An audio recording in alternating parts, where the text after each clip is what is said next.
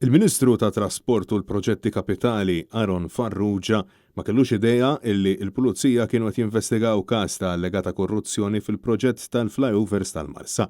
Tlieta filgħodu Net News staqsa lill-Ministru kien x'marraf f'dak li kienet jiġri, kif ukoll jekk qalulux li l-prosekuturi Ewropej mill-EPPO fetħu investigazzjoni separata dwar allegata korruzzjoni li toħodna lura fl-2018, fejn allegatament kien hemm involut fiha wkoll in-negozjant Jorgen Fenech. Madankollu l-Ministru Farrugia insista illi ma kienx jaf. Inti kont marraf li kienet għaddejja investigazzjoni brabta mal-allegata korruzzjoni fuq il-proġett tal-flyover?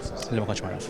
Ġifieri m'għandekx ma kontx marraf milli l-IPPO tħares lejn bl-investigazzjoni lejn dita. Ma kontx marraf u nħalluhom jaħdmu fil-paċi, intuhom l-informazzjoni kollha illi għandhom bżonn tkun disponibbli jagħmlu x-xogħol tagħhom u mbagħad nindeċidu hemmhekk. Fl-istorja żvelata mill-ġurnal The Sunday Times of Malta ntqal kif l-IPPO stqarret li l-Pulizija Maltija ma rriditx tirrilaxxalhom evidenza marbuta mal-investigazzjoni iżda ironikament il-Ministru insista li għandhom iħallu l-investigaturi jaħdmu.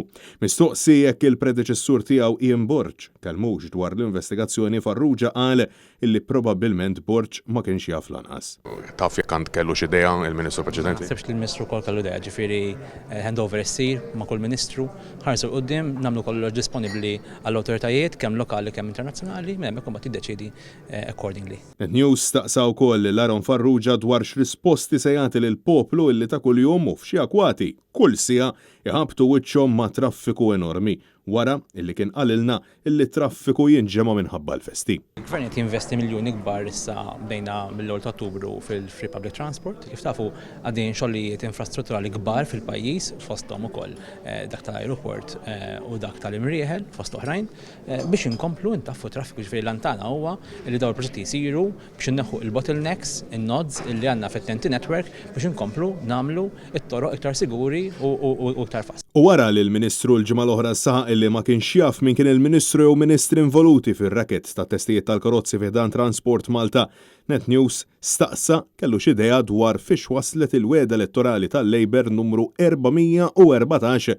li kellna nfakru aħna wkoll li min. Fiex waslet fil-manifest elettorali fl-414 il-weda dik fiex waslet? Il-moda? L-414. 414 tal-metro. Fil-waqt li Aron Farrugia spjega li għaddejjin studji partikolari brabta mal-metro, insista li l-proġett huwa doable, imma preċiża jgħid li l-istudji ġeoloġiċi qatt iridu jsiru.